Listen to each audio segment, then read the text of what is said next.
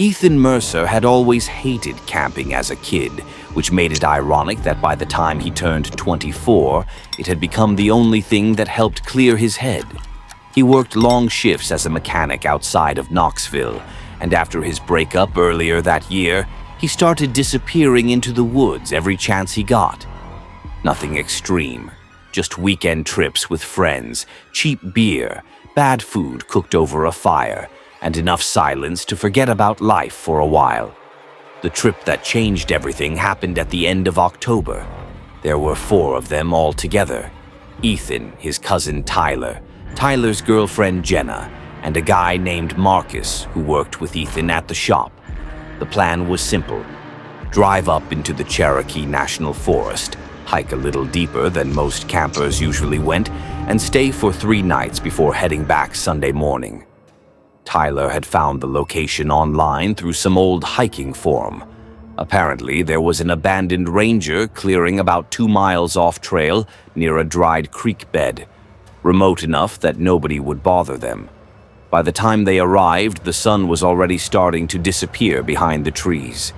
The hike-in was miserable. The trail was muddy from recent rain, and Marcus complained almost the entire way there. "You said this was easy hiking," he muttered while adjusting his backpack. Tyler laughed. "You'll survive." When they finally reached the clearing, though, the mood changed instantly. The place felt wrong. Not dangerous exactly, just strangely quiet. No insects, no birds, nothing. The clearing itself was circular, surrounded by dense trees that almost looked too thick to walk through. Near the center sat the remains of an old fire pit made of blackened stones. Jenna noticed it first. "Does this place seem weird to anybody else?" Marcus immediately nodded. "Yeah, feels dead out here." Tyler shrugged it off. "It's isolated. That's the whole point." They set up 2 tents near the tree line before darkness fully settled in. That first night actually went pretty normal. They drank around the fire for a couple hours, told stupid stories, and listened to Marcus butcher old rock songs with an acoustic guitar he insisted on bringing. Around midnight, the temperature dropped hard. The fire had mostly burned out by then, so everyone headed into their tents. Ethan shared one with Marcus, while Tyler and Jenna took the other. At some point during the night, Ethan woke up to a strange sound: crunching, slow footsteps moving through dead leaves. At first, he assumed it was a deer. Then he realized the footsteps were circling the tent. Very slowly, he opened his eyes in the darkness and listened carefully. Crunch, crunch, crunch. The sound would stop near the back of the tent for a few seconds, then continue. Marcus heard it too. "You awake?" he whispered. "Yeah." Neither of them moved.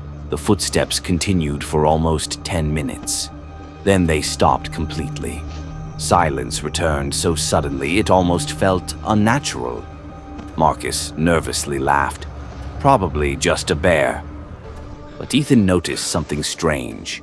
No breathing, no sniffing, nothing heavy like an animal, just footsteps. The next morning they found footprints around both tents. Bare footprints. Human. Tyler immediately thought someone was messing with them. There's probably other hikers around here. But Ethan wasn't convinced. The prints looked wrong somehow. The feet appeared unnaturally long and narrow, and every footprint seemed deeply pressed into the soil, like whoever made them weighed far more than a normal person should. Jenna wanted to leave right then. Tyler refused. "We came all the way out here for 3 days. We're not leaving because of footprints." By the second night, the atmosphere had completely changed. Nobody joked anymore. Nobody wandered far from camp. As darkness fell, Ethan noticed the woods beyond the clearing looked almost pitch black compared to normal forests at night. Like the trees themselves were blocking the moonlight. They kept the fire burning much later this time. Around 1 a.m., Marcus finally stood up. "I got to piss." He grabbed a flashlight and disappeared toward the trees. 30 seconds later, they heard him yell. Not a scream. more like shocked confusion. Ethan and Tyler grabbed flashlights and ran toward him. Marcus stood frozen near the creek bed. "What happened?" Marcus pointed into the darkness. At first, Ethan couldn't see anything. Then his flashlight landed on it. Someone was standing between the trees. Tall, very tall, at least 7 feet. Thin enough that parts of its body almost blended into the trunks behind it. And it wasn't hiding, it was watching them.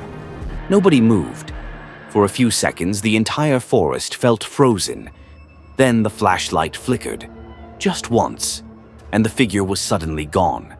Tyler immediately ran forward, sweeping his flashlight through the woods. Nothing. No footsteps, no branches snapping, nothing. Marcus kept repeating the same sentence over and over while they walked back to camp. It wasn't a person. Nobody slept that night. Around 4 a.m., the footsteps came back. Except this time there were multiple sets, slow circles around the tents, one moving clockwise, another moving the opposite direction. Jenna started crying quietly inside the other tent. Tyler finally yelled into the darkness, "Whoever you are, knock this off." The footsteps stopped instantly. Then came a sound Ethan would later describe as the worst thing he had ever heard in his life. Laughter. Not loud, not human either. It sounded like someone trying to imitate laughter without understanding how humans actually sounded. Marcus grabbed the keys to Tyler's truck immediately. "We're leaving. Right now." Nobody argued. They started throwing gear together in complete panic while the sounds continued beyond the trees. Sometimes footsteps, sometimes that horrible broken laughter. By the time they left the clearing, dawn was barely starting to appear through the forest. The hike back felt twice as long. Every few minutes, Ethan would glance behind them, expecting to see someone following. But the woods always looked empty. When they finally reached the truck, everyone relaxed a little, until Tyler stopped suddenly. "What the hell?" All 4 of them stared at the side of the truck. There were handprints covering the doors, hundreds of them. Mud-covered prints pressed across the windows and metal. Some looked human, others looked stretched and distorted, with fingers far too long. Jenna started hyperventilating. Marcus immediately unlocked the truck. That's when Ethan noticed something else. The truck bed was open. None of them remembered leaving it that way. Tyler slowly walked closer and looked inside. Then his entire face drained of color. "What is it?" Ethan asked. Tyler didn't answer right away. He just stepped aside silently. Inside the truck bed sat their missing cooler, the one they had accidentally left back at camp the night before, except now it was covered in dirt and scratches like it had been dragged through the forest.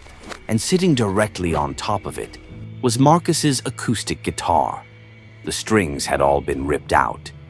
Wrapped tightly around the neck of the guitar was a strip of fabric torn from Jenna's sleeping bag. Nobody spoke. Ethan said the worst part wasn't the fact that something had followed them. It was realizing that whatever had been outside their tents every night had been close enough to touch them the entire time, and they never once heard it approach.